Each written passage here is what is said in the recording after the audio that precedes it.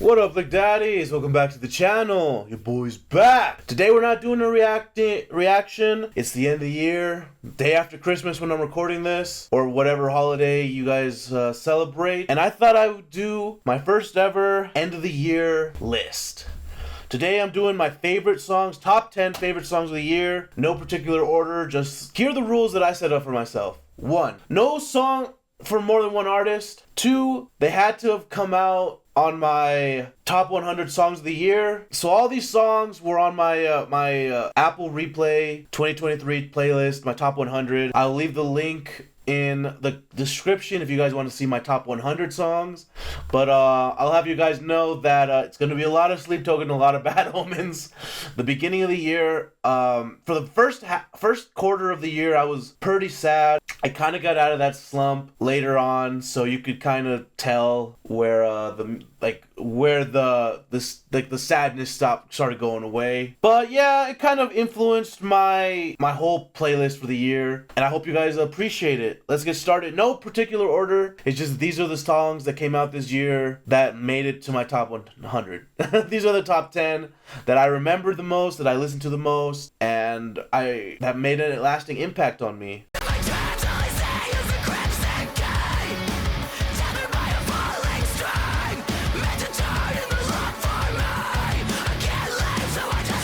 Spiritbox Jaded. I was not expecting such a banger to come out from Spiritbox this year. I thought we were gonna get a couple singles and then an album next year, but them shadow dropping a whole EP and then this absolute banger on there was a big surprise. It shows off Courtney's harsh vocals and her clean vocals. I think it shows the blend off perfectly. Really gives the shine to the rest of the band as well. You know, Mike being the lead songwriter for a lot of this music, and I really enjoyed having this song come out this year, and it's Grammy nominated. I'm not big on Grammy stuff. I think that's a load of shit most of the time, but it's still a status symbol, you know. It's cool to say that you are a Grammy nominated band is a Grammy nominated band now, and that you can never take that away from them. And probably not, they'll win. I doubt it though, because they're going against Metallica and Ghost and Disturbed and Slipknot, but we can only hope.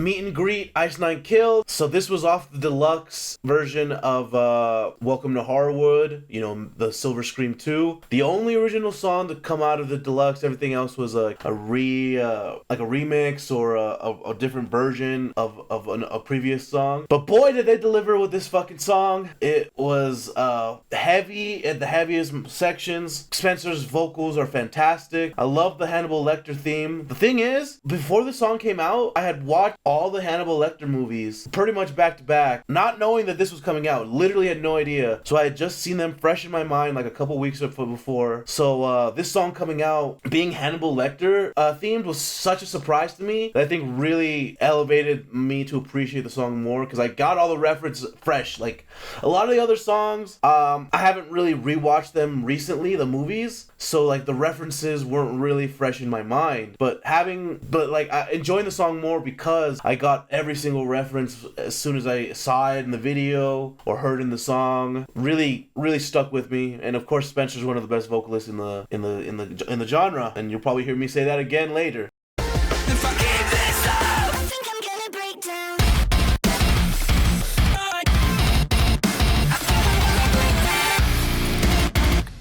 Next up was Lost, Bring Me the Horizon. I've slowly been getting into Bring Me. I've known about them. I mean, they're probably the biggest band in the scene, but I never really delved too deep into their catalog until Post-Human came out, and I was hooked immediately. Went back, listened to some old stuff, but I've been reacting to all the new stuff, and Lost was the song that really stuck with me. I love the message. I love the sound. It combines like pop punk with metalcore. and like a little bit of hyper pop. I'm not a big fan of in large doses, but like little doses of hyper pop really do it for me. And I think Ollie found a good mesh between the three sounds. The video was fucking crazy. Psych ward stuff, looked like some anime elfin lead references in the video, bloody as hell. Really appreciated, really enjoyed it. I really wish we got Posthuman too, but maybe next year, guys.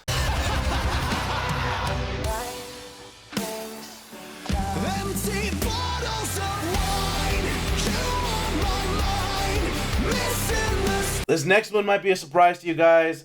Escape the Fate, Ice Nine Kills, Cheers to Goodbye. Like I said, I was pretty sad this year, and the message to this song really fucking hit me. I was never really a big Escape the Fate fan, not even when Ronnie was part of them. But this song, because Spencer of Ice Nine Kills was in this song, I gave it a shot and was not disappointed. The message really hit home, and just hearing these two guys go off of each other really well with like the circus theme for some reason really hit me in the feels. Looking forward to what Escape the Fate has next. I haven't listened to the album yet. It's on the to-do list. If it's anything like this song, I might become a fan, or maybe I'm just a fan of Ice Nine Kills.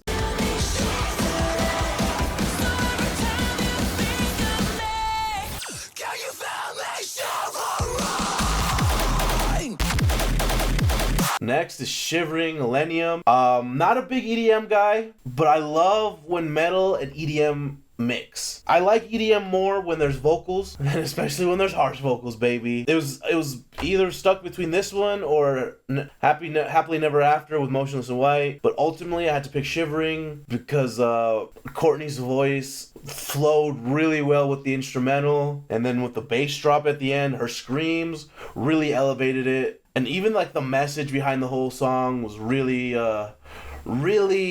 impactful for me and how I was feeling. I love Spiritbox, you know? And that's why I'm not counting this as another Spiritbox song. This is Illenium for sure. But I really love what happened on this song. And I have downloaded more Illenium songs, usually with metal vocalists on them. But, I mean, still it's something. It will never be alright. I try to keep this pain inside, but I will never be. Next up is Lost, Linkin Park. Not much to say about this. You know, Linkin Park was one of the bands that got me into heavier music.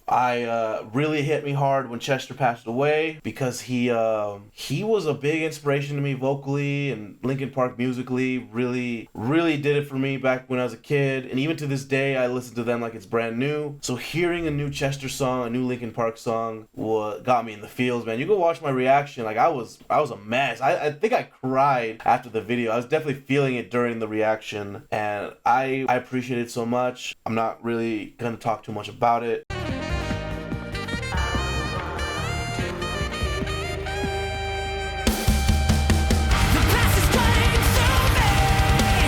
Next up, Wildfire, Periphery. I really enjoyed this song. I love Periphery. I think Spencer Sotelo is a huge vocalist who does amazing work, great range. I love the weird syncopations that they do, the beat, the rhythm changes and everything, and then the fucking saxophone solo. A saxophone solo, man. Like, not a lot of bands are willing to go that out of the box. I know they're not the first band, and they're not the last band to add sax, but god damn, did that saxophone solo change the whole mood, and then it right back into the face melters and the screaming and the fucking gents and everything, you know? Like, these guys are at the top of their class, you know? Best fucking progressive metalcore band out there.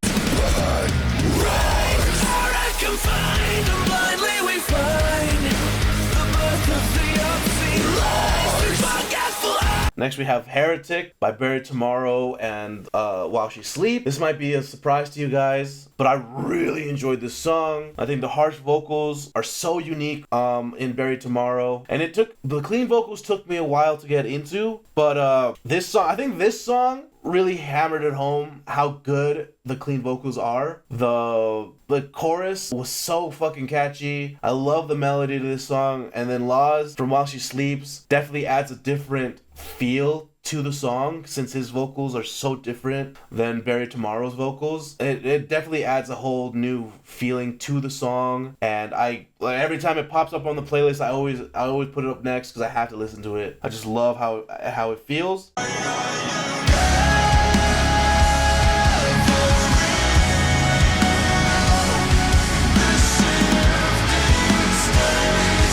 My number 2 song, and this is the reason why I only chose one song per artist, is The Apparition by Sleep Token. If it was I guess it was up to me, but I would have given Take Me Back to Eden entirely. I could have made this video entirely with Take Me Back to Eden songs, because I was my most listened to album, Sleep Token was my most listened to artist, but all in all, The Apparition was the song that got me the most. Was a major indication of how bad my mental health was at the beginning of the year. The story behind it, the lyrics, just like the gradual increase of everything in the song, from how soft and slow it starts to the big bridge at the end, was really impactful to me, really got me in my feelings. Even to this day, I put the song on and I'm like, am I gonna cry? And I don't cry, but I have cried to Sleep Token, and I have cried to this song. But like I said, I'm in a better place. But this song still hit me when I needed it, and that's why I really appreciate Sleep Token.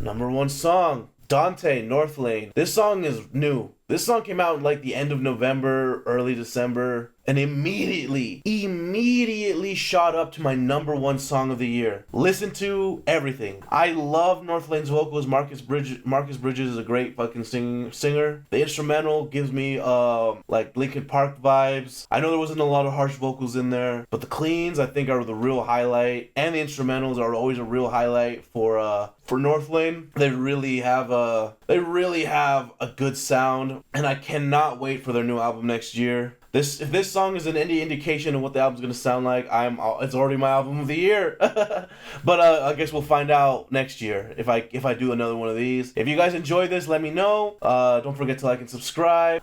And if you guys do want to check out my actual playlist for the year, I'll leave it in the description. And I want to know you guys. What were your top 10 songs of the year? Was there anything like mine? Completely different than mine? I know you probably expected more like hardcore and deathcore and death metal, and I did have some songs in there, but ultimately, I'm a metalcore guy. I love metalcore, and this is my top 10. Don't forget to like and subscribe, guys, and you guys have a fantastic day.